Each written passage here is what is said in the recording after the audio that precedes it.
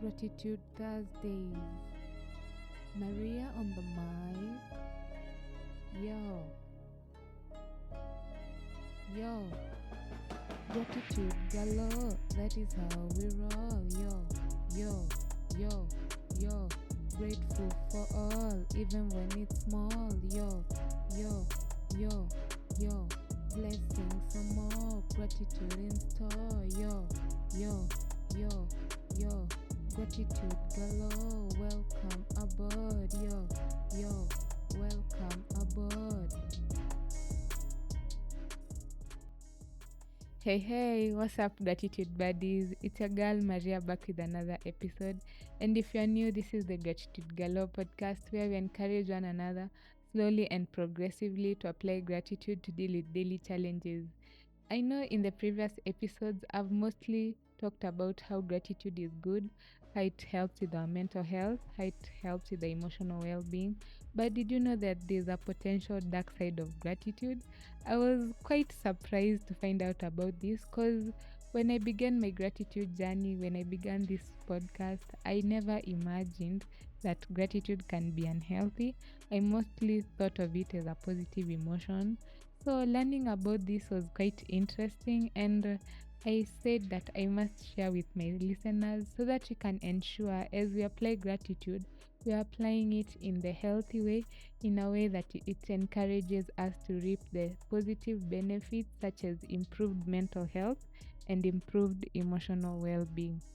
So in this episode, we'll explore some of the ways that gratitude can be unhealthy and the ways that it can be toxic.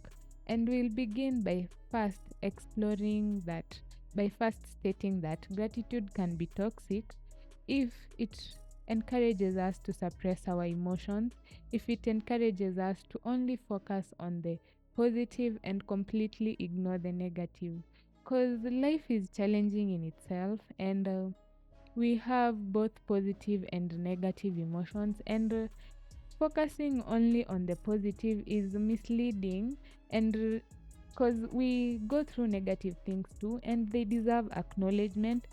We need to feel them to ensure that we are processing them and to ensure that they do not affect us in the long run, because suppressing emotions may lead to the emotions erupting one day when we least expect. Maybe we are in a big meeting and then we just maybe faint because we've been holding in too much that our body cannot anymore.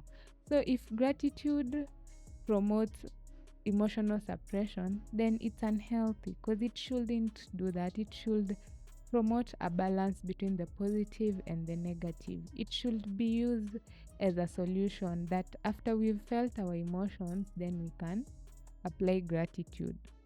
And the second way that gratitude can be toxic, if it encourages us to stay in toxic situations. And this is specifically true if we are maybe in a relationship or in a friendship with someone and this person mistreats us, but instead of seeing the mistreatment, we just try and see a positive thing about the person instead of evaluating the situation in a more objective way. We just apply gratitude toxically, in a toxic way, which might really not be good, because in the long run it might lead to some injustices, because you're just staying in a situation because you can see something good out of it, while most of it is negative, and the best thing to do is run. So if gratitude encourages us to stay in a toxic association, then it becomes unhealthy.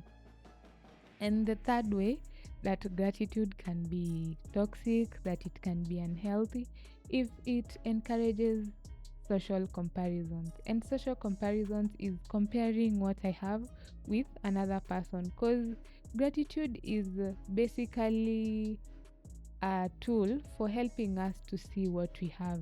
And when we focus on what we have, we might be tempted to also see what our neighbor has, and we might compare it to what we have, especially if it's better than what we have. Maybe if our neighbor has a better car, if they have a better bicycle, they have a better house, we might be tempted to just concentrate on this and just start comparing ourselves. Wow, I can't even afford a car and they have a car.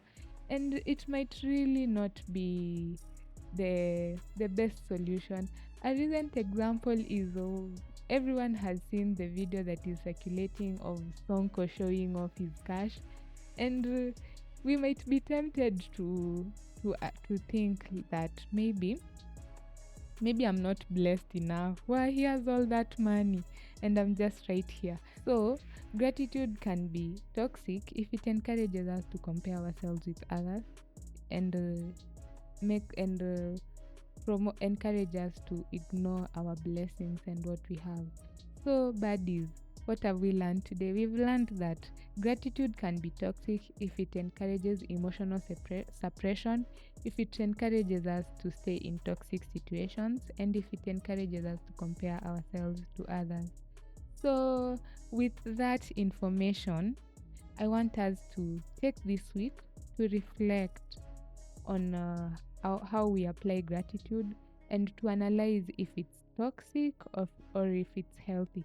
Because researching on this topic has made me realize maybe I'm guilty of toxic applying gratitude in a toxic way. Because maybe there's a time a friend came to me with an issue and I encouraged them to apply gratitude rather than encouraging them to feel the emotions and just analyze them and to understand what they mean.